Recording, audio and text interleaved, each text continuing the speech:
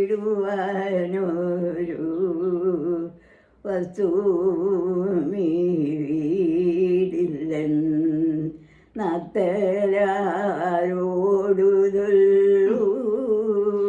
ഇത് പത്മാവതി അമ്മ, എൻ്റെ അമ്മമ്മയാണ്. ആൾക്ക് 100 വയസ്സായിട്ടുണ്ട്.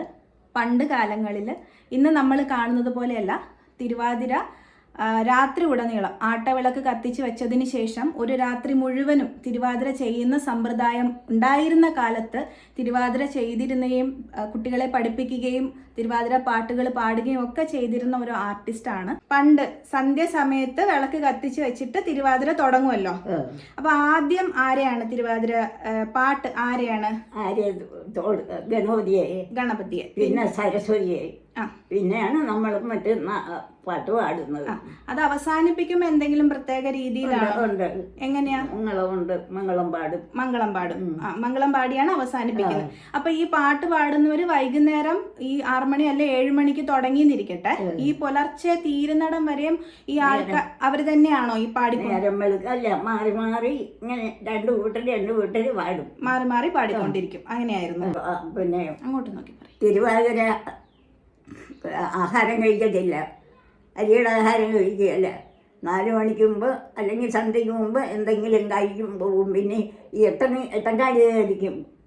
അതല്ല, അത് തലേ ദിവസം. അതല്ലെങ്കിൽ വീട്ടുകാരെ ഏത് വീട്ടിൽ വന്നിട്ട് അവർ രാത്രി എന്തെങ്കിലും പലഹാരം ഉണ്ടാക്കി നമുക്ക് ചായയായിട്ട് തരും.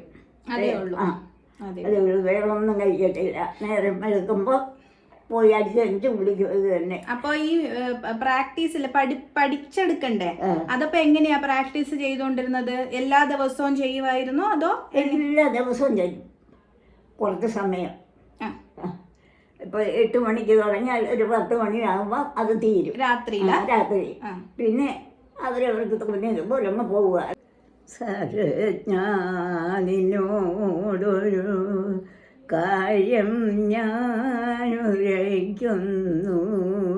നിരസമതാരിൽ ഏതും കരുതരുവേ.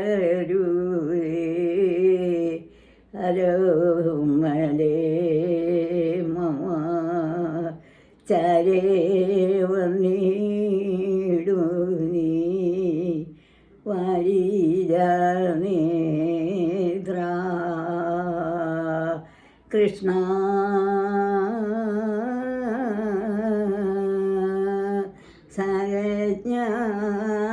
സരജ്ഞാനിനോടൊരു കാര്യം ഞാനുരയ്ക്കുന്നു, നിരസമതാരിലേതും കരുതരുവേ. അത്താഴം വഴിപ്പതിന്നു. മതിയോ? എല്ലാവർക്കും നമസ്കാരം. ശരി.